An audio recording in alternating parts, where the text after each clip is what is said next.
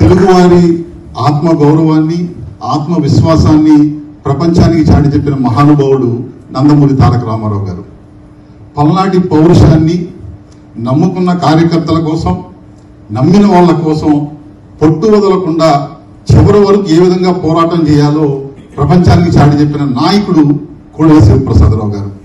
వారి జీవితాలు ఒకసారి తలుచుకుంటే వారి జీవితంలో మనం నేర్చుకోవాల్సిన విషయాలు, భవిష్యత్ తరాలకి మనం నేర్పించాల్సిన విషయాలు, వాళ్ళు చేసిన త్యాగం, వాళ్ళు చేసిన పోరాటం, వాళ్ళు చేసిన అభివృద్ధి.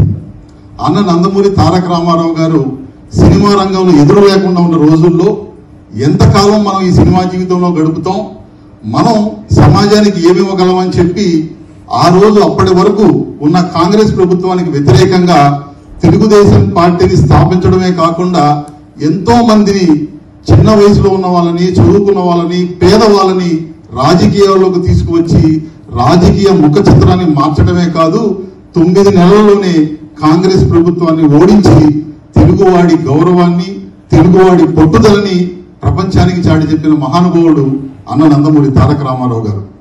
రాజకీయాల్లోకి రావడం కాదు, మనం ఒక పదవిలోకి వస్తే పెత్తనం చేయటం కాదు, మనం ఏ విధంగా నమ్ముకున్న వాళ్ళకి సేవ చేయగలమని చెప్పి అన్న నందమూరి తారక రామారావు గారు ఆ రోజు చదువుకునే విద్యార్థులకి మధ్యాహ్న భోజన పథకం, చదువుకునే వాళ్ళకి ఎంసెట్ ప్రవేశ పరీక్ష, ఆడవాళ్ళకి ఆస్తిలో హక్కు, 2 రూపాయలకి కిలో బియ్యం పథకం, ఇటువంటి పథకాలతో సంక్షేమ కార్యక్రమాలు ఏ విధంగా చేయాలి అంటే తెలుగు వారి దగ్గరే నేర్చుకోవాలి అని చెప్పి పక్క రాష్ట్రాలకు కాదు మొత్తం భారతదేశానికే చాటి చెప్పిన మహానుభావుడు నందమూరి తారక రామారావు గారు.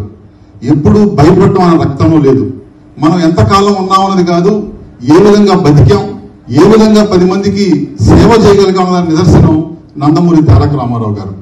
కోడెల శివప్రసాదరావు గారు, అన్న నందమూరి తారక రామారావు గారు ఏ విధంగా అయితే కాంగ్రెస్ వాళ్ళని ఆంధ్ర రాష్ట్రాన్ని తరిమారో, అప్పటిదాకా పల్నాటి గడ్డ మీద ఓటు వెయ్యాలన్నా వేరొకరి గురించి మాట్లాడాలన్నా భయపడే రోజుల్లో నందమూరి తారక రామారావు గారు పెట్టుకున్న నమ్మకం, తెలుగుదేశం పార్టీ జెండా ఇక్కడ ఎగరవేయాలి, తెలుగుదేశం కార్యకర్తలు గౌరవంగా ప్రాణాలతో తిరగాలంటే నా కుటుంబాన్ని కూడా లెక్క చేయను, అన్న నందమూరి తారక రామారావు గారి ఆలోచన అమలు చేస్తానని చెప్పి ఒక డాక్టర్ గా తన జీవితాన్ని ప్రారంభించిన, చిన్నప్పుడు తన పడ్డ కష్టాలు, తను ఎదుర్కొన్న ఇబ్బందులు వేరే ఒకరికి రాకూడదని చెప్పి జీవితాంతం నిలబెట్టిన నాయకుడు కోడెల శివప్రసాదరావు గారు.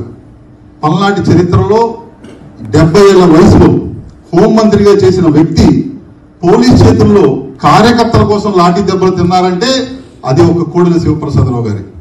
అందుకే ఈ రోజు చాలా మంది ఫోటోల్లో తిరిగే రాజకీయ నాయకులను చూస్తున్న ఈ రోజుల్లో కూడా ఫోటోల్లో కాదు, మనం చేసిన పనుల ద్వారా, మనం చేసిన పోరాటం ద్వారా, మనం చూపించిన అభిమానం, మనం చూపించిన ఆప్యాయత ద్వారా ఈ రోజు దూరమై 6 ఏళ్ల తర్వాత కూడా కోడెల శివప్రసాదరావు గారిని మరవలేము. కోడెల శివప్రసాదరావు గారు చేసిన పోరాటం మాకు స్ఫూర్తి అని చెప్పి సోదరులు ఎంతో మంది మాట్లాడుతూ ఉన్నారంటే ఆయన జీవితం మనందరికీ ఆదర్శం అని చెప్పడానికి గర్వపడతా ఉన్నాను. Please subscribe to Leo news for more videos.